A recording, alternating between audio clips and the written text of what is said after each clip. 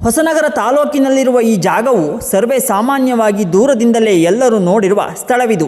ರಾಜ್ಯದಲ್ಲಿಯೇ ಅತಿ ಹೆಚ್ಚು ಮಳೆ ಬೀಳುವ ಪ್ರದೇಶವಾದ ಹುಲಿಕಲ್ನಲ್ಲಿ ಹಂಚಿನ ಕಾರ್ಖಾನೆ ಇತ್ತು ಎಂಬ ಸುಳಿವು ಈಗಿನವರಿಗೆ ಮತ್ತು ಹೊರ ಜಗತ್ತಿಗೆ ತಿಳಿಯುವುದೇ ಇಲ್ಲಿನ ಇಟ್ಟಿಗೆಯಿಂದ ನಿರ್ಮಿಸಿದ ಉದ್ದನೆಯ ಹೊಗೆಯ ಗೂಡನ್ನು ಕಂಡು. ಆಕರ್ಷಣೀಯವಾಗಿ ಮತ್ತು ಪುರಾತನವಾದ ಈ ಸ್ಥಳ ಇತಿಹಾಸದ ಪುಟಕ್ಕೆ ಸೇರಿಯಾಗಿದೆ.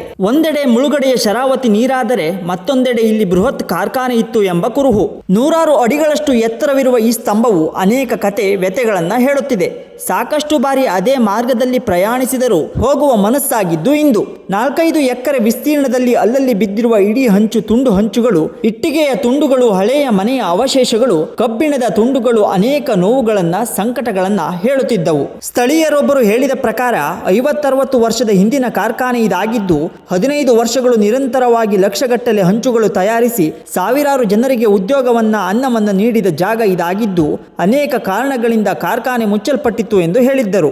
ಇಂದು ಹಂಚಿನ ಕಾರ್ಖಾನೆ ತಲೆ ಎತ್ತಿ ಮೆರೆಯುತ್ತಿದ್ದರೆ ಹೊಸನಗರ ತಾಲೂಕಿನ ಅನೇಕರಿಗೆ ಉದ್ಯೋಗ ಅನ್ನ ನೀಡುವ ಜಾಗ ಇದಾಗುತ್ತಿತ್ತು. ಆದರೆ ಕಾಲ ಮತ್ತು ಅನೇಕ ಕಾರಣಗಳು ಈ ಜಾಗವನ್ನು ಭಗ್ನಾವಶೇಷಗೊಳಿಸಿತ್ತು. ಅನೇಕರಿಗೆ ದೂರದಿಂದಲೇ ಕಾಣುವ ಈ ಸ್ಥಳ ಮನಸ್ಸಿನಲ್ಲಿ 108 ಆಲೋಚನೆ ಕಲ್ಪನೆಗಳು ಬರುವುದಂತೂ ಸತ್ಯ. ಒಟ್ಟಾರೆಯಾಗಿ ಈ ಕಾರ್ಖಾನೆ ಅನೇಕ ಮನೆಗಳಿಗೆ ಆಶ್ರಯವನ್ನ ನೆರಳನ್ನು ನೀಡಿ ತಂಪಾಗಿಸಿದೆ. ಕಾರ್ಖಾನೆ ಈಗಲೂ ಇದ್ದಿದ್ದರೆ ಅನೇಕರ ಹೊಟ್ಟೆಯು ತಂಪಾಗಿಸುತ್ತಿತ್ತು ಎಂಬುದು ಸತ್ಯ.